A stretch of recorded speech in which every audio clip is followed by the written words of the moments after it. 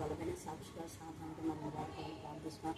ప్రతి ప్రయాణికుని ప్రయాణం సుఖం చేయమని ప్రార్థిస్తున్నాం తండ్రి. లేదా మరి ఈ సమయంలో ఆపరేషన్ చేయడానికి ఆపరేషన్ సక్సెస్ చేయండి. మీ ఎందుకు మృతులైన కుటుంబాలకు మీరే ఉదాహరణ దయచేయండి. ఎల్లప్పుడూ మీ ఆంటలు జీవించే జీవితం దయచేయమని నా చేసిన ప్రార్థిస్తున్నాం తండ్రి.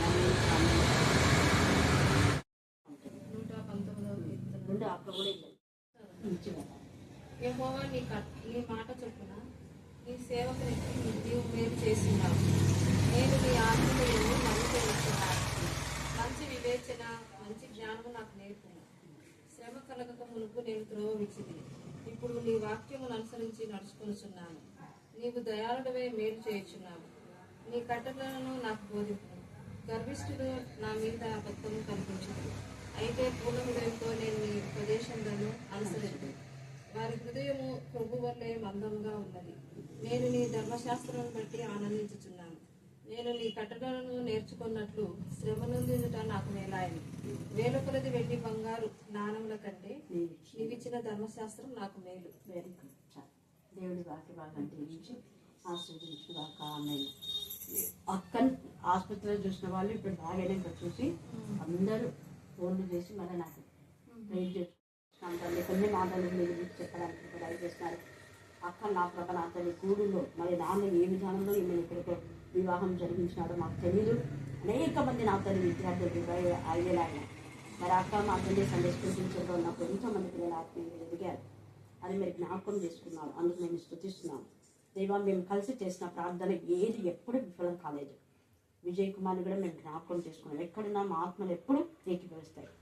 అక్కకు మీరు ఇచ్చిన ఆ నమ్మకాన్ని ఆ విశ్వాసానికి నేను స్తుతిస్తూ మరి అన్నను కూడా మీరు సాక్షిగా నిలబెట్టినందుకు కూడా మీకు వందనాలు చెల్లిస్తూ దేవా మేము వెళ్ళుచుండగా మీ సన్నిధి కాంచి మాతో కూడా ఉంచమని మీరు ఎవరిని ఆశీర్వదిస్తారో వాళ్ళని మాత్రమే కరుణాపీఠంలో పంపిస్తున్నారు. అందుకు నేను స్తుతిస్తూ ఏ స్నామలో ప్రార్థిస్తున్నాం తండ్రి. ఆమేన్ ఆమేన్.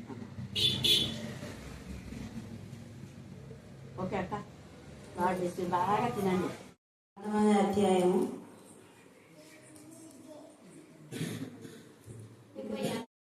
అతని ఎముకలలో ఒకటైనను విరవబడదు అను లేఖనం నెరవేరినట్లు ఇది జరిగెను. మరియు తాము పొడచిన వాని తట్టు చూతురు అని అవి మరి యొక్క లేఖనం చెప్పుచున్నది. అటు తరువాత యూదుల భయం వలన రహస్యముగా యేసు శిష్యుడైన అరిమతయు యేసేపు తాను యేసు దేహమును తీసుకుని పోటకు పిలాతునొద్ద సెలవడిగెను. పిలాతు సెలవిచ్చెను గనుక అతడు వచ్చి యేసుని దేహమును తీసుకొని పోయెను.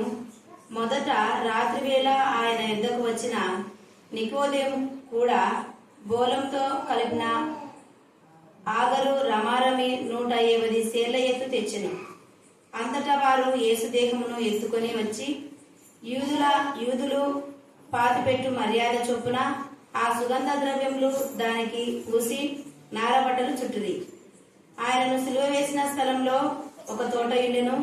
ఆ తోటలో ఎవడును ఎప్పుడునూ ఉంచబడని క్రొత్త సమాధి ఒకటి ఉండెను. ఆ సమాధి సమీపంలో ఉండెను గనుక ఆ దినము యూదులు సిద్ధపరచు దినమైనందున వారు అందులో యేసును పెట్టిరి. దేవుని తన పరిశుద్ధ వాక్యం దీవించారు. ప్రభావం సిలువ ద్వారా ధైర్యం. ఇక్కడ మనం అరిమత్తయి అంటే యేసు ప్రభువు వారి శిష్యులలో ఈయన కూడా ఒకడు. చాలా మంది శిష్యులు కాపరిని కొట్టిరి. శిష్యులందరూ కూడా చెదిరిపోయిగా ఉంది. గొర్రెలు చెదిరిపోయేది ఎందుకు అంటే వాళ్ళ కాపరిని కొట్టినందుకు అని ప్రవచనం. అది యేసయ్యను పట్టుకోవడానికి వచ్చినప్పుడు చాలా మంది యేసయ్య అన్నాడు వాళ్ళందరినీ వదిలిపెట్టండి, నా శిష్యులలో ఎవ్వరు కూడా బాధను అనుభవించకూడదు, నేను కదా మీకు కావాల్సింది, నా శిష్యులందరూ క్షేమంగా ఉండాలి అంటాడు. అది ఒక కాపరి యొక్క లక్షణం ఏంటంటే తన దగ్గర ఉన్న పిల్లల యొక్క క్షేమం, పిల్లల యొక్క ఆరోగ్యం, పిల్లల యొక్క ఆశీర్వాదం, పిల్లల యొక్క ఎదుగుదల, పిల్లల యొక్క మరి ప్రతి విషయంలో వాళ్ళ బాగోగుల గురించే కాపరి మరి ఆలోచిస్తారు. చావవలసిన పరిస్థితి వచ్చినా యేసయ్య గొర్రెల గురించి ఆలోచించాడు. వీళ్ళందరినీ వదిలిపెట్టాడంటే వాళ్ళ స్వతంత్రం వదిలిపెట్టడం అంటే వాళ్ళని పట్టుకోవడం అంటే బంధకాలు. వాళ్ళకి బంధకాలు కూడా స్వాతంత్రంగా ఉండాలి అని చూడండి స్వేచ్ఛనిచ్చాడు యేసయ్య. ఆ స్వేచ్ఛలో శిష్యులందరూ కూడా అక్కడక్కడక్కడ ఉన్నారు. చెదిరిపోయారు అంటే భయంతో, వణుకుతో, భయంతో ఉంటారు. వాళ్ళంతా కత్తులతో గుదేలతో వచ్చినారు కదా. అందుకని వాళ్ళు ఎవరిని ఏం చేస్తారో తెలియదు. వాళ్ళంతా రానవారు ప్రధాన యాజకులు వాళ్ళంతా కలిసి కక్షతో పంపించారు. యేసయ్యతో ఉన్న కక్ష మా మీద కూడా తీర్చుకుంటారని అంటే అంతవరకు వాళ్ళకి తెలియదు కదా. వాళ్ళకి యేసయ్యనే శిక్షిస్తాడన్న తాటు వాళ్ళకుంది, కానీ వీళ్ళకి తెలియదు. యేసయ్యతో పాటు మీరు నడవద్దని అప్పటి నుంచి చెప్పినారు. యేసయ్యతో ఉండొద్దు, యేసయ్యతో నడవద్దు, యేసయ్య చెప్పిన విధానంలో బోధ చేయొద్దు అని చాలా సార్లు వాళ్ళని చెప్పినారు. శిష్యులందరూ ఎవరు విన్నారు? ఒక్క ఇస్కరియోతు యూదా ఒక్కడే విన్నాడు. అందుకని ఇస్కరియోతు యూదా ఒక్కడే మన వలలోకి వచ్చాడు, కానీ ఈ వలలో ఈ చేపలన్నీ పడలేదు. కాబట్టి వీళ్ళు అనుకుంటారు అప్పుడు మేమంతా వాళ్ళ మాట వినలేదు కాబట్టి ఇప్పుడు గ్రజ్జ పెంచుకుంటారు. ఎందుకంటే యేసయ్య చనిపోతున్నాడు కదా, యేసయ్య పట్టుకుంటే వీళ్ళంతా నిరాధారం కదా. వీళ్ళంతా కూడా ఒంటరి వాళ్ళ అయిపోతాం. ఒంటరిగా ఉన్న మనల్ని ఏం చేస్తారు అన్నట్టు వాళ్ళు భయం అక్కడక్కడ ఉన్నాం. కానీ యేసయ్య సిలువ యొక్క ఈ యొక్క విషయాన్ని, సిలువలో ఏ విధానంలో ఆయన నలగొచ్చబడినారో, సిలువ ద్వారా ఎంత అవమానం పొందారో, ఎంత చిత్రహింసలు చేశారో, ఆయన తలను ముళ్ళ కిరీటం పెట్టినప్పుడు ఆ రక్తం అంతా కాలి కళ్ళంతా రక్తంతో అయినాయి, ఎర్రగా అయిపోయిన కళ్ళు యేసయ్య కళ్ళు. అలాగే యేసయ్య కళ్ళు రక్తం అంతా అయితే కూడా ఆ రక్తమైన ఆ కళ్ళను చూసి కూడా వాళ్ళు కొట్టి గుద్ది, నిన్ను ఎవరు గుద్దారు, ఎవరిని గడ్డం లాగారు, ఎవరిని వీటి మీద కొరడేశారు, చెప్పవా అని వాళ్ళు చెప్పగేసుకుంటుంటారు. ఇవన్నీ చూసి గుండె కదిలిపోయింది శిష్యులకు. అక్కడక్కడ చూస్తున్నాం, వాళ్ళ సమీపంలోనే ఉన్నాం. ఆ యొక్క విధానంలో ఆ సిలువ యొక్క దృశ్యాన్ని నిదానించి చూసినటువంటి నికోదేములో మార్పు వచ్చింది అక్కడ. హల్లెలూయా, హల్లెలూయా, హల్లెలూయా. యేసయ్య అంతవరకు ఆత్మల దాహం కలిగి మారాలి అనుకుంటున్నాడు. అప్పుడు ప్రత్యేక సాక్షులు వీళ్ళంతా. అక్కడ ఒక సైన్యాధిపతి మారినాడు, అంటే ఖడ్గంతో పొడిచినప్పుడు ఆ యేసయ్య యొక్క శరీరం నుంచి ఏమొచ్చినాయంటే రక్తము, నీరు. చూడండి, చదవండి కదా. పొడిచినప్పుడు 34 వచ్చిన సైనికులలో ఒకడు ఆయన ప్రక్కన పొడిచి, మైకులో చదవాలని how many times says one of the same thing.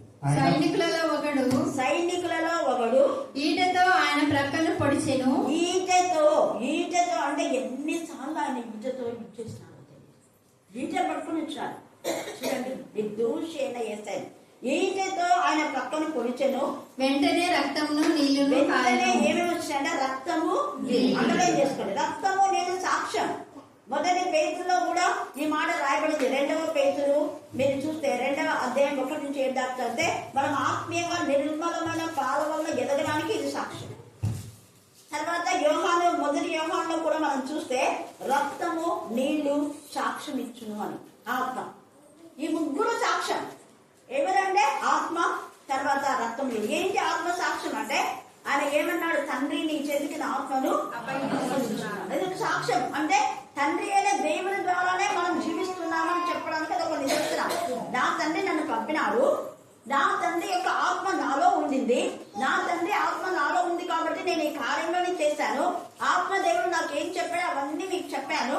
మీరు దేవుడు చెప్పిన మాటలు నేను చెప్తే ఏ మాటను బట్టి నన్ను ఇలాగా బాధ పెడుతున్నారని గతంలో మనం చాలా సార్లు చూసుకున్నాం. పిలాతు అంటాడన్నమాట, నేను మంచి మాటలు చెప్తే మీరు దేన్ని బట్టి నన్ను ఇలాగా శిక్షిస్తున్నారు అని అడుగుతాడు.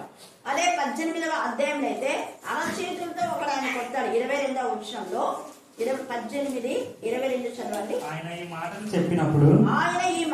చెప్పినప్పుడు దగ్గర నిలిచి ఉన్న బండ్రౌతులలో ఒకడు ప్రధాన యాజకునికి ఇలాగ ప్రత్యుత్తరం ఇచ్చుచున్నావా అని చెప్పి యేసును అరచేతులతో కొట్టాను. చూడండి, అప్పుడు యేసు అంటాడు, మీరు ఎందుకు కొడుతున్నారు? నేను కాని మాటలు ఆడినాయో కదా, ఆ కాని మాట ఏదో చెప్తుమో. కాని మాట ఏమైనా చెప్పానా నేను సంఘంలో లేకపోతే సమాజంలో మీ దగ్గర? మంచి మాట నేను చెప్పినందుకు నన్ను ఎందుకు కొడుతున్నావు? ఎంత బాగుంది, గుండె పగిలిపోవాలి సిగ్గుంటే. ప్రధాన యాజకులకు మిగతా వాళ్ళకంట, ప్రధాన యాజకులకు తోపులకు, కానీ మారుల కఠినుడు. ఎందుకంటే భ్రష్టత్వానికి దేవుడు వాళ్ళని అప్పగించేశారు. అలాంటి వాళ్ళు మారరు. కానీ నికోదేమైతే రాత్రి వేళ, అంటే నికోదేమంతా సమాజ మందిరంలో ఒక అధిపతి అనమాట ఆయన. అందుకనే నికోదేమో రాత్రి వేళ వచ్చి యేసయ్యను అంటాడు, బోధకుడా నిత్య జీవానికి ఏం చేయాలి అని అడుగుతాడు. ప్రశ్న అంటాడు, యేసయ్య నువ్వు బోధకుడవై నీకు తెలీదా? నీకు బాల్యం నుండి నేను అవి చేస్తున్నా ఇవి చేస్తున్నా అన్నీ మేము చెప్తాను. యేసయ్య అదంతా చాలా ముందే టైం చదువుకోండి, మీకు తెలిసిన మళ్ళీ రిమంబర్ చేస్తున్నాను. ఇవన్నీ బాగా ఎందుకు చేస్తున్నా? అయితే నీ ఆస్తిని పేదలకు అమ్ము అంటాడు. ఎందుకంటే అది క్రమమైంది కాదు అని తెలుసు. నీ ఆస్తి పేదలకు అమ్మేసి నన్ను వెంబడించు అంటే అప్పుడు వెంబడించాడు. ఆయన పెద్ద ఆస్తిపరుడు కాబట్టి చాలా బాధతో వెళ్ళిపోతాడు. వీళ్ళంతా ఆస్తి వదులుకొని వచ్చినారు. ఆయన శిష్యులు కావాలని ఆయనకు ఇష్టం. శిష్యులు కావాలంటే వదులుకొని రావాలి. తనకున్న ఇంటిని, అన్నదమ్ములు, అక్కచెల్లి అన్ని వదులుకొని రమ్మని చెప్పాడు కదా యేసయ్య. నేను నన్ను వదులుకొని వస్తే నేను నీకు తక్కువ చేయను అన్నాడు. అలాగే శిష్యులు ఎవరెవరైతే వదులుకొని వచ్చారో వాళ్ళు పెద్ద రిచ్ అనమాట. చేపలు పట్టారు వాళ్ళు అంటే సామాన్లు కాదు, పెద్ద ధనవంతులు. చాలా బెస్ట్ వాళ్ళు అంటే మీరు అనుకున్నారు తక్కువ అంచనా వేయండి. ఇంకా పెద్ద పెద్ద షిప్లు ఉంటే వాళ్ళు కోటీశ్వరు వాళ్ళు. చేపల అమ్మకం అంటే తక్కువ కాదు, అది చాలా పెద్ద బిజినెస్ అన్నమాట. అలాంటి ధనవంతులు తమ ధనాన్ని, తమ తండ్రిని మరి వలలను విడిచిపెట్టి యేసుని వెంబడించారు. అలాగా ఈ నికోదేము చెప్తే అప్పుడు విన్నా. కానీ ఎప్పుడు ఆయన విన్నాడు అంటే యేసయ్య శిలువ దగ్గర ఆయన ఉన్నాడు. యేసయ్య శిలువ యొక్క మరి దృశ్యాన్ని చూసి, అలా పొడవడం చూసి రక్తము నీళ్ళు వచ్చినప్పుడు సాక్ష్యము, ఇది చూచిన వాడు సాక్ష్యం ఇచ్చుచున్నాడు, అతని సాక్ష్యం సత్యమే అంటే ఆ చూచిన వాడు ఎవరు అంటే అన్యుడు. ఒక అన్యుడు, ఒక సేనాధిపతి, ఒక రాణవాడు పంపించేవాడు, ప్రధాన యాజకులు పంపినవాడు. అంతవరకు యేసయ్యను కొట్టారు, గుద్దారు, అవమానపరిచారు, నిందించారు. వాళ్ళలో వీడు కూడా ఒకడే. అయితే ఇప్పుడు అంటున్నాడు నేను నిజమైన సాక్ష్యమైన సత్యం. ఏం చెప్పింది సత్యం. మిగతా ఇద్దరు దొంగలకు అలా రాలేదు. ఈయన ముందే చనిపోయినాడు, ఈయన కాలు విరగొట్టే వాళ్ళేదో. పైగా ఈయన చనిపోయలేదని చూస్తా ఉంటే రక్తం వచ్చింది, నీళ్ళు వచ్చింది. ఆయన శరీరం రక్తం అంతా కాల్చారు. మనకి ఆయన గట్టిగా గావు కేక వేసి ఆయన సాక్ష్యం చెప్పాడు. వేరే పుస్తకాల్లో రాయబడింది ఇదంతా. బరంబా కూడా చచ్చిపోయే వరకు యేసుని గురించి సాక్ష్యం చెప్పినాడు. భయంకరమైన నరకయాతన అనిపించాడు బరంబా దొంగ మారి. యేసే సిలువలో ఎంత శక్తి ఉండిచ్చినాడు. భయంకరమైన కరువు కట్టిన దొంగలు మారుతున్నారు. కానీ ఈ ప్రధాన యాజకులు, వాక్యం తెలిసినటువంటి శాస్త్రులు వీళ్ళ బుద్ధి రావాలి. వీళ్ళు మాత్రం కఠిన బుద్ధి, వీళ్ళకి మార్పు రాదు. నేను చెప్తున్నా కొంతమందికి మారడం కోసం ప్రార్థన చేయకంటారు, మారరు. ఇస్కరియోతు మీద మారలేదు కదా. భ్రష్టత్వాన్ని కొంతమంది అప్పగించాడు, దేని వాళ్ళు మారు. సౌలు మారినాడా? ఎన్నిసార్లు హెచ్చరించాడు కదా దావీదు. పరిశుద్ధ ఆత్మతో శక్తితో నింపబడి, నాయన నువ్వు నాకు తండ్రి లాంటి వాడివి, నువ్వు చెప్పుడు వాళ్ళ మాట వినొద్దు. నువ్వు ఒకప్పుడు దురాత్మ పడితే నేను వినిపించినా కదా, నీకు మేలు చేసేవాడిని కానీ కీడు చేసేవాడిని కాదు. నువ్వు చంపడానికి నాకు అంత అవకాశం ఇచ్చిన దేవుడు, నేను నీ పోసుకొని వచ్చిన అదంతా విశ్వాసం ఉండాలి కదా. ఇంత విశ్వాసంగా చూపించాను విశ్వాసఘాతుడే చెప్పిన విన్నాడు.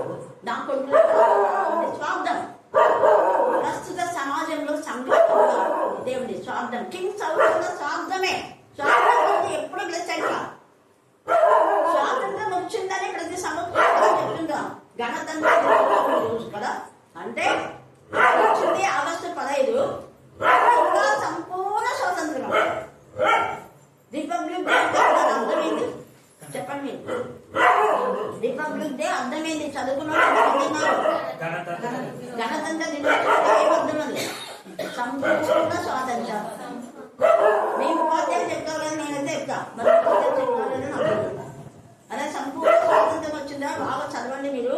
మళ్ళీ పనులు దాస్తంలో ఉండదు. మీకు ఏమైనా పనులు పెడితే నాకు వచ్చి చెప్పండి. చదువుకో సంపూర్ణ స్వాతంత్రం.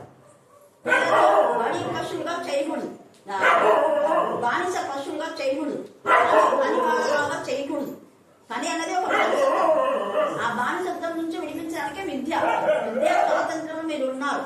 అదే నేను ప్రతి స్వాతంత్ర దినోత్సవం రోజు చెప్తాను. సంపూర్ణ స్వాతంత్రం. అలాగే సంపూర్ణ స్వాతంత్రం చదువుకోండి. మీరు ఆడపిల్లలని పనులకు పంపారు. పేరెంట్స్ మీటింగ్ పెట్టినప్పుడు నేను చెప్తాను. ఆడపిల్లలకి ఎలాగా చదువు ఇస్తున్నారో ఆడపిల్లలు కూడా అదే చదువు. పక్షపాతం అనేది ఉండకూడదు. ఆడపిల్లలకు సంపూర్ణ స్వాతంత్రం అనే దాంట్లో కొడుకుల ప్రాపర్టీకి ఎంత ఉందో ఆడపిల్లలు కూడా సంపూర్ణ స్వాతంత్రం. ఇన్ ద సేమ్ వే ఇది మనం చూస్తే, దేశ పరంగా మనం చూస్తే మరి సంపూర్ణ స్వాతంత్రం వచ్చింది. కానీ ఏ ఆడపిల్ల స్వాతంత్రంలో తన స్వేచ్ఛగా తిరగలుగుతుంది. 11 గంటలు ఎప్పుడు స్వేచ్ఛగా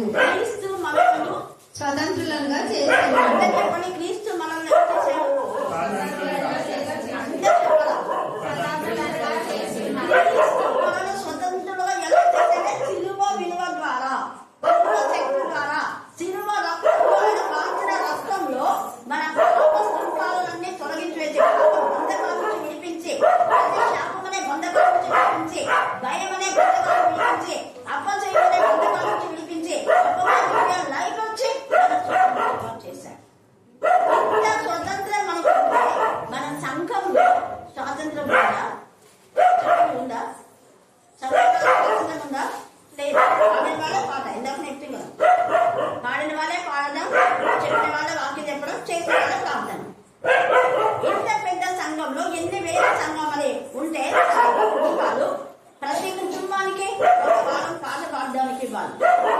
ప్రతి కుటుంబానికి వాక్యం చదవడానికి అవకాశం ఇవ్వాలి. ప్రతి కుటుంబానికి ప్రార్థన చేయడానికి అవకాశం ఉండాలి. అప్పట్లో ఉంది మన మధ్య ప్రతి కుటుంబం నుంచి లేదా ప్రతి వంశం తీసుకొచ్చి పరిచయం వాళ్ళను తెస్తారు. రాత్రి కాల సమయం ముందు ఆత్మ స్వాతంత్రం దేవుడు ఇచ్చాడు, కానీ మనుషులు మళ్ళా బంధకాల్లోనే బంధిస్తున్నారు. ఆత్మ స్వాతంత్రం సిలువ ద్వారా మనకు లభించింది, కానీ కొన్ని సంఘాలు ఆ స్వాతంత్రంలో హల్లెలూయా హల్లెలూయా హల్లెలూయా. కొన్ని సంఘాలు ఈ స్వాతంత్రం ద్వారానే చెప్తూ ఉంటారు. ఎందుకంటే విజయ్ కుమార్ హెచ్ఎం ఇక్కడ పనిచేస్తుంది కదా, ఆమె చెప్పింది ఈరోజు వారంలో నా వంతగా ప్రభు వల్ల పెట్టే ఇచ్చేది అంటే అలా తీసుకొని పోతారు కదా, అలాగా నాకు ఈ వారం ఇస్తున్నారు. మళ్ళీ ఒకసారి నేను ప్రార్థన మందిరకు మేము వెళ్ళినప్పుడు ఎప్పుడు ఎన్నెన్నో విందో వాళ్ళు మా ఇంటికి వచ్చి నాకు తెలియదు, నేను మర్చిపోయినా వాళ్ళు గుర్తుంది. ప్రభు కూడా తీసుకోవడానికి వస్తున్నారు. దయచేసి సిస్టర్ అడిగారు, అయ్యో ప్రభు చిన్నగా చెప్పి మాట్లాడు అన్నాను. ఏ సిస్టర్ మీ ఇంటికి వచ్చాము సిస్టర్ అంటే ముందు తర్వాత నేను మాట్లాడతా, ఇవన్నీ ముందు సర్వ్ చేస్తాను తర్వాత ఇచ్చినారు. వాళ్ళు ప్రతి వారము మాకు ఒక్కొక్కరికి ఇస్తారు. ప్రతి వారం ఈ వారం మీకు ఉంటుంది ఫ్యామిలీ ఒక బైబిల్ చదవాలి, ఒక ప్రాణం చదవాలి, ఒక ప్రభు వదలు పార్టిసిపేట్ చేయాలి. అంటే ఫ్యామిలీలో ఎవరైతే ఎలిజిబులో వాళ్ళందరూ చేయొచ్చు. అలాగే ఎంత మంచిది. ఈ క్రిస్టమస్ వచ్చిందంటే ప్రతి కుటుంబాన్ని దర్శిస్తారు. ఎప్పుడైనా కూడా ప్రతి కుటుంబాన్ని, కేవలం క్రిస్టమస్ అప్పుడనే కాదు. హల్లెలూయా హల్లెలూయా హల్లెలూయా. ఇంత సిల్వ స్వాతంత్రం వచ్చింది కాబట్టి ఈ నికోదేము అప్పుడు ఇంకా తన ఆస్తి తన అనే సెల్ఫిష్ లో ఉండి ఆ స్వాతంత్రాన్ని నిర్వినియోగం చేసినాడు. ఏసే సిలువ ద్వారా అతను ధైర్యంగా ముందుకొచ్చాడు. ధైర్యంగా ముందుకొచ్చి ఏసే కోసం ఏం చేస్తున్నాడు? మొదట రాత్రి వేళ ఆయన యుద్ధకు వచ్చిన నికోదేము కూడా ఏమని చేశాడ? బోధంతో కలిపిన అగరు రమారమి 150 సేర్ల ఎత్తు తెచ్చాను. అతనికే తెచ్చాడు. వీళ్ళు ఎవరైనా అనుకుంటున్నారా ఏసై చనిపోయినాడు, మేమంతా శిష్యులము, మా ఇల్లు వదిలి వచ్చినాము, మాకేం లేదు, అక్కడ ఆ బోధం ఇదంతా చాలా కాస్తుంది, ఎవరైనా కొనుక్కొస్తానని అడుగుతున్నారా? మనం అడుగుతుంటారు. రిట్రీట్ పెడుతున్నాము, ఇంటింటికి జోలలు ఎత్తుతుంటారు, జంగములలా సిగ్గు లేకుండా. ఏసై నామం అవమానం, మనకి ఎంతుంటే దాంతోనే చేసుకోవాలి. అనుకుంటూనే బతుకులు వద్దు. ఏసై నామాన్ని అవమానపరిస్తే ఆ రిట్రీట్లు అవి పెట్టినా ఒకటే, పెట్టకపోయినా ఒకటే. దేవుని నామం అవమానపరచకూడదు. ఆయన రాజుల రాజు, ఆయన ప్రభుల ప్రభు. మీకేమైనా తక్కువైందని శిష్యుని అడిగినప్పుడు నీకేమైనా తక్కువైందని అడుగుతాడు ఏసై. ఉన్న దాంట్లోనే సర్దుకో, బిల్డప్ వద్దు మనకు. ఇక్కడ మనం చూస్తే ఎవ్వరు అడగలేదు, వాళ్ళకు ప్రేరేపణ దేవుడు ఇస్తారు. ప్రేరేపణ చాలా సార్లు నేను చెప్పిన 5,000తో రిట్రీట్ జరిగింది. 5,000దే ఉండింది. అప్పుడు మేరీ టీచర్ అంతవరకు ఉండి తర్వాత పాస్బుక్ ఇచ్చినప్పుడు స్వార్థం అక్కడ నేను అమౌంట్ అంతా వేసినప్పుడు కొంతమంది తినేసి తర్వాత జొన్నలు అవి ఇచ్చినారు. ఆ స్టోరీ అంతా తెలుసు మీకు. 5,000తో ఎప్పుడైతే మా ఇంటికంటే ఏమో ఒక దేవుడు చూసి అలా పెట్టుకున్నాను. 5,000తోనే, మిగతా తక్కువ ఉంది నేను మీద వేసుకుని ఎవరిని అడగలను. హల్లెలూయా. సముద్రం అయిపోయి మళ్ళా వారం లోపలనే నాకు 5,000 వచ్చింది. వారం లోపలనే ఒక హిందువుకి ఉద్యోగం వచ్చిందని ఇక్కడికి వచ్చి అక్కడ నాకు ఉద్యోగం వచ్చింది. శాలరీలో దర్శన భాగం 3,000 వచ్చింది. వెంటనే అది స్థిర దాంట్లో వేయండమ్మా అకౌంట్లో 1 వీక్లోనే. సర్వశక్తిమంతుడు, ఆయన ఎప్పుడు తక్కువ చేయాలి. ఇక్కడ ఈ నికోదేముని ఎవరు అడగలేదు. ఆయనకు ఆయనకే ప్రేరేపణ కలిగి ఎంత పెద్ద మరి అప్పుడు పిరికివాడుగా ఉన్నాడు. అప్పుడు రాత్రి వేళ వచ్చి ఎవరైనా చూస్తారేమనంటే ఏమంటారమ్మా, నువ్వు ఏసై దగ్గరికి వెళ్ళావా, నువ్వే బోధకు కదా, నువ్వు బోధకు ఉంటే మళ్ళీ ఏసై దగ్గరికి పోతావా అంటారు కదా. అలాగే బోధకుడు వెళ్ళి నీకు ఇది తెలీదా? చాలా మంది బోధకులు అంటారు ఏసై మొక్కానే మాట్లాడతారు. అందుకు ఈ నికోదేము అప్పుడు ఏమో మౌనంగా ఉన్నాడు, కానీ ఇప్పుడు ధైర్యంగా ముందుకు వచ్చినాడు. ధైర్యంగా ముందుకొచ్చి యేసు ప్రభు కోసమే ఇది చేయండి అని చాలా ఖరీదైనటువంటి వాడిని కొని ఇచ్చారు. మార్పు వచ్చింది నికోదేము. యేసై సిలువ ద్వారా పిరికిగా ఉన్న శిష్యులు దగ్గరకు వచ్చి పిలాతు దగ్గరికి, పిలాతు యొక్క పర్మిషన్ కావాలంటే చాలా ఎవరికి పెట్టాలా, నేను పోయి ఏసేది బాడీ అడిగితే ఆ ప్రధాన యాజకులు ఏం చేస్తారో, శాస్త్రులు ఏం చేస్తారో, పరిచయం ఏం చేస్తారో భయపడ్డారు. ఎవరు ఏం చేస్తే నాకేంటి? నా ప్రభుని ఇంతగా బాధ పెట్టారు. యూదులే, అన్యులు కాదు, యూదులు అయ్యుండి ఏసని ఎంతగా బాధ పెట్టినారు. సుజనులే, గుండె పగిలిపోయింది. అదే మొత్తం పోయి ధైర్యంగా పోయి పిలాతుని అడిగి ఏసే దేహం తీసుకున్నాడు. ఎంత ధైర్యం! అందుకే ప్రకటన 21:8 చదవండి. ప్రకటన 21:8. పిరికి వారును అవిశ్వాసం, అప్పుడు ఈయనకు విశ్వాసం లేదు నిజోదేవుడు. ఇస్తే దేవుడు నాకు ఇస్తాడని నమ్మకం లేదు కాబట్టి ముఖం మార్చుకొని వెళ్ళిపోయినాడు. ముఖం అంతా ఎడ్డబెట్టుకొని వెళ్ళిపోయినాడు. ఇప్పుడు ఇచ్చేస్తున్నాడు. పిరికి వారును అవిశ్వాసులను అసహ్యులను నరహంతకులను వ్యభిచారులను మాంత్రికులను విగ్రహారాధికులను అబద్ధికులందరూ అగ్నిగంధకములతో అందరూ అగ్నిగంధముగా మండే గుండంలో పడిపోతారు. అది రెండవ మరణము. ఇప్పుడు నేను ఒక వ్యక్తి చనిపోయానని చెప్పిన, ఎన్నిసార్లు హెచ్చరించాను ఆ వ్యక్తికి, నువ్వు చేసే పని దేవునికి విరోధం, వద్దు వద్దు, చేయొద్దు అని చాలాసార్లు.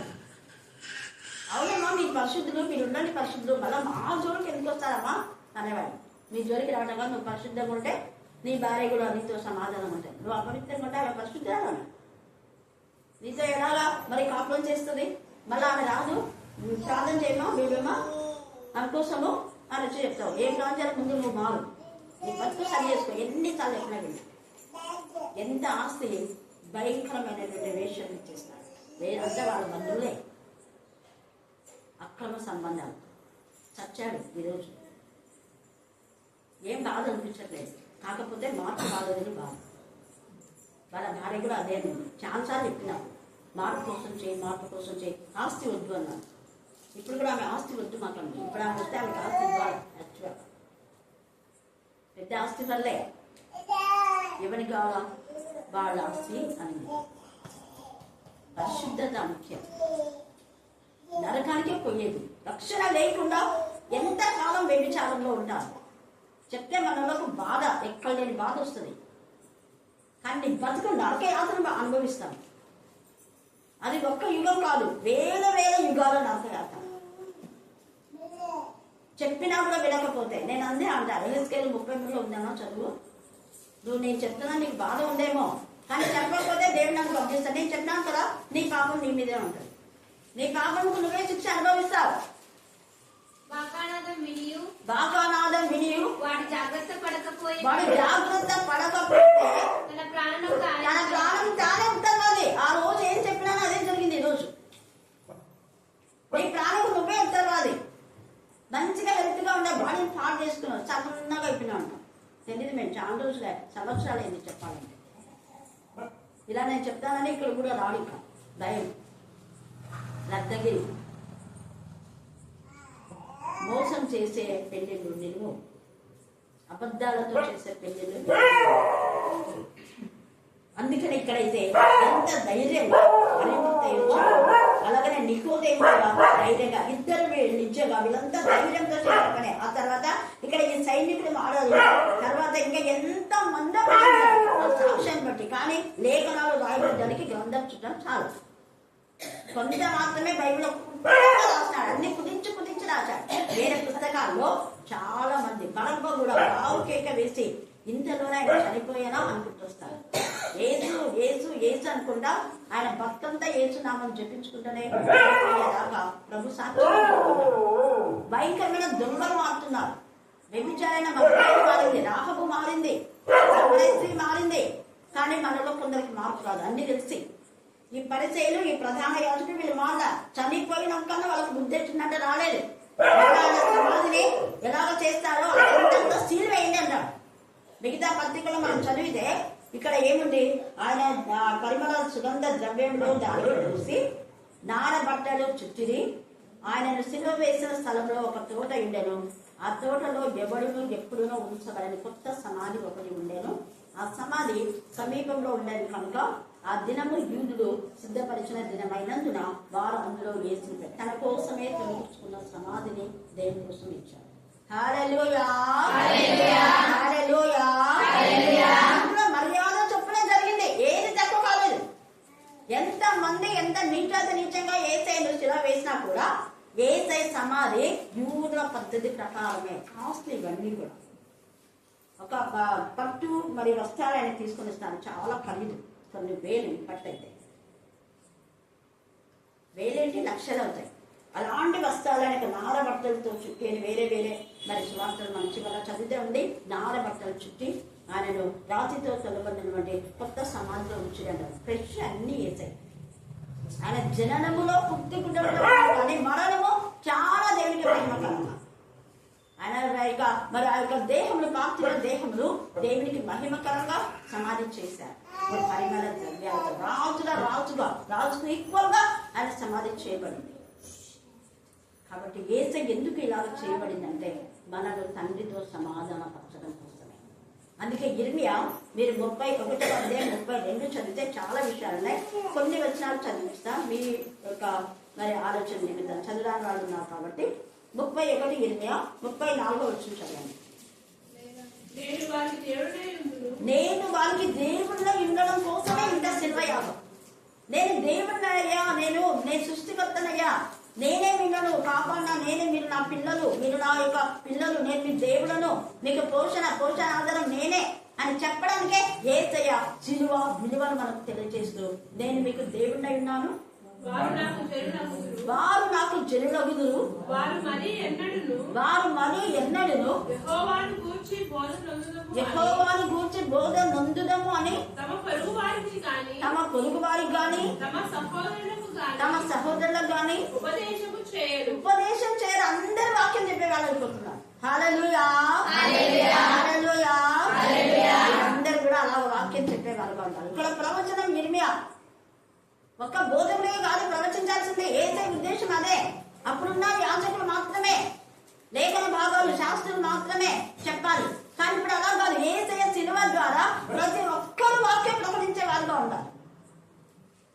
బోధకులుగా ఇంకా ఉండాలి. మీరు బోధకుగా ఉండవలసిన మీరు ఇంకా పాలు తాగుని కలిసి ఉండాలంటే అట్లా చేస్తాను. మరి యాజకులు ఇంకా పాలు తాగే వాళ్ళుగా ఇంకా మాకు ఏమి రాదని వాళ్ళే ఎక్కుంటున్నారు.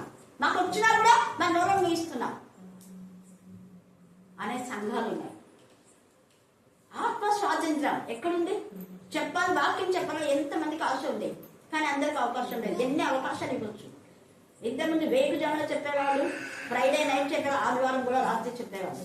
ఒకసారి సౌద ఎన్నిసార్లు చెప్పింది, నేను చెప్పిన, ఇంకా వేరే వాళ్ళు కూడా అవకాశం ఇచ్చారు. పవన్ కూడా చెప్పింది ఒక సండే, నాకు గుర్తుంది. హల్లెలూయా, హల్లెలూయా.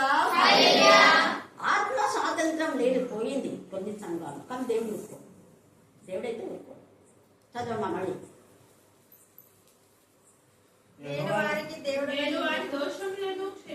అదే వారి దోషములను క్షమించి వారి పాపములను ఎన్నడూ జ్ఞాపకం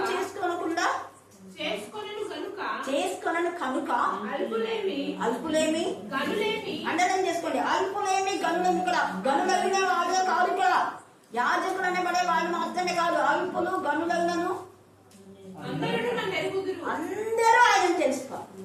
ఆయన తెలుసుకునే వాళ్ళు ఖచ్చితంగా ప్రకటించాలి. ప్రభు బలలో పాల్గొనే ప్రతి ఒక్కరూ ప్రకటించాలి. ఇది యేసయ్య యొక్క శిలువ విలువ, ఇది యేసయ్య యొక్క శిలువ శక్తి, ఇది యేసయ్య యొక్క శిలువ ప్రభావం. ఊరికే మేము శిలువ ధ్యానం చేస్తున్నామంటే అది వెర్రి వెంగళప్ప చేసినట్టుగానే అంటున్నాను. నన్ను అడిగితే శిలువ ధ్యానంలో శిలువ విలువ పొందుకున్న వాళ్ళు ప్రకటించాలి, మౌనంగా ఉండకూడదు. శిలువ యొక్క జ్ఞానం దేవుడిస్తాడు. శిలువ శక్తిలో ఉన్న వాల్మీకమైన సత్యం అదే. వాళ్ళని నేను కడిగేశాను. వాళ్ళు ఎవరైనా కానీ, చదువు వచ్చిన వాళ్ళు, చదువు రాని వాళ్ళు, తెల్లవారు, నల్లవారు, పెద్దవారు, వృద్ధులు అందరూ ప్రభుని ప్రకటించాల్సింది. పిల్లల వాక్యం చెప్పడం ద్వారా దేవుడిని ప్రకటిస్తున్నారు, ఆయన నామాన్ని వల్లిస్తున్నారు కదా. అది దేవునికి అది ఈ ప్రణాళిక ఇక్కడ నెరవేర్చిందని ఇర్మియా 31లో ముందే ఆయన ప్రవచించాడు. తర్వాత మనం చూస్తే 24వ వచనం కూడా చదవండి. 31:24. అలసి ఉన్న వారి ఆశను అది అలసి ఉన్న వారంటే చెప్పాలనుకుంటే మరి ఆ యొక్క అవకాశం రాకపోతే ఎంత బాధ అనిపిస్తుంది, అవునా కదా? దేవుడి పరిచయం చేయాలనుకుంటే ఎంత బాధ. కానీ దేవుడు ఏదో ఒక విధానంలో నీకు ఇస్తాడు అవకాశం.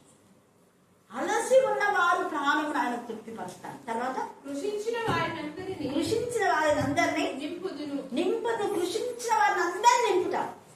నేను చెప్పలేను అనే వాళ్ళను, ఆత్మీయంగా కృషించిన వాళ్ళను ఆత్మీయంగా ఉజ్జీవింపజేస్తే, ఆత్మీయంగా బలపరచడమే సిలువ యొక్క విలువ, సిలువ శక్తి.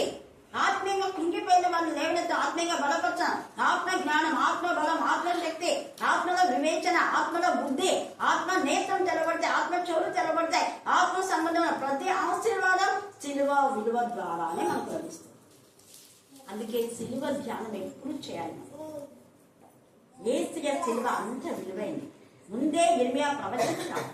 తర్వాత 38వ అధ్యాయం మీరు తర్వాత చదువుకోండి, క్షమించండి. ఇర్మియా 38 నుంచి 42 దాకా చదువుకోండి. వాళ్ళ తల్లుల హృదయం పిల్లల వైపు, పిల్లల హృదయం తల్లి వైపు తిప్పారు. వాళ్ళకందరికీ ఏకాత్మ, ఏక మనసు, ఏక భావం కలుగుతారు. దేవుడు ఈ లేఖన భాగం దీని నుంచి ఆశీర్వదించుగాక. ఆమేన్, ఆమేన్. చివరి ప్రార్థన. పరిశుద్ధుడని పొగడపరిచినటువంటి మా దగ్గర రక్షకుడా, నీ పాదములకు వెళ్ళే వందనములు, స్తుతులు, స్తోత్రములు, స్తోత్రములు, స్తోత్రములు చెల్లించుకుంటున్నాం. మెస్సియా, గడిచిన కాలం అంతా నీ యొక్క కంచె కాపుదల్లో ఉంచి ప్రభా మమ్మల్ని అందరినీ క్షేమస్థితిలో ఉంచిన దేవా, నీకే స్తోత్రములు, స్తోత్రములు, స్తోత్రములు చెల్లించుకుంటున్నాం. మెస్సియా, ఇంతవరకు ప్రభా అమ్మగారు చెప్పిన వాక్యం బట్టి కూడా మీకే స్తోత్రములు, స్తోత్రములు, స్తోత్రములు చెల్లించుకుంటున్నాం. మెస్సియా, మేము వినటం మాత్రమే కాకుండా ప్రభా విని ఆచరించడానికి నేను కృప దయచేయమని వేడుకుంటున్నాం. మెస్సియా, మరి అంటే మీ యొక్క ఆత్మతో శక్తితో ఇంటి బలపరిచి ప్రభా అనేక చోట్ల మీ యొక్క స్వాంత ప్రకటించడానికి ఎన్నుకున్న విధానం బట్టి కూడా మీకే స్తోత్రములు, స్తోత్రములు, స్తోత్రములు చెల్లించుకుంటున్నాం. మెస్సియా, ఆర్థిక సేవలో సహకరించే బిడ్డలందరూ కూడా దీవించి ఆశీర్వదించమని వేడుకుంటున్నాం. మెస్సియా, యొక్క సంబంధికులందరినీ కూడా ప్రభా దీవించమని ఆశీర్వదించమని వేడుకుంటున్నాం. మెస్సియా, మరి ముఖ్యంగా ఇక్కడ చిన్న బిడ్డలను కూడా ప్రభా మీ యొక్క ఆత్మతో శక్తితో బలపరచమని వేడుకుంటున్నాం. మెస్సియా, ఎవరు ఎలాంటి హృదయంతో వస్తున్నారో నీకు బహటంగా తెలియని యేసయ్యా, హృదయాంతరంగంలో పరిశీలించి నీతి గల నీవా, మీకే స్తోత్రములు, స్తోత్రములు, స్తోత్రములు చెల్లించుకుంటున్నాం. మెస్సియా, ఎన్ని తలంచినా ఏది అడిగినా ప్రభా మీ యొక్క జీతాలను మాత్రమే మా యొక్క జీతాలను నెరవేర్చమని వేడుకుంటున్నాం. మెస్సియా, ఎల్లప్పుడు యొక్క స్థలం అంతా చేయబడి ప్రార్థన మీద నీకు దృష్టి నిలిచిన విధానం బట్టి కూడా మీకే స్తోత్రములు, స్తోత్రములు, స్తోత్రములు, స్తోత్రములు చెల్లించుకుంటున్నాం. మెస్సియా, ఇక్కడ చేయడం ప్రభా చిన్న జన్మలో పెద్దవారి వరకు ప్రభా ప్రతి ఒక్కరిని మీరు దీవించి ఆశీర్వదించమని వేడుకుంటున్నాం. మెస్సియా, విద్యార్థుల కోసం ప్రార్థిస్తున్నాం. మెస్సియా, జాబ్ లేని వారి కోసం ప్రార్థిస్తున్నాం. మెస్సియా, సంతానం లేని వారి కోసం ప్రార్థిస్తున్నాం. మెస్సియా, అలవాట్ల కోసం ప్రార్థిస్తున్నాం. మెస్సియా, భర్తలు కోల్పోయిన భార్యల కోసం, భార్యలు కోల్పోయిన భర్తల కోసం కూడా ప్రార్థిస్తున్నాం. మెస్సియా.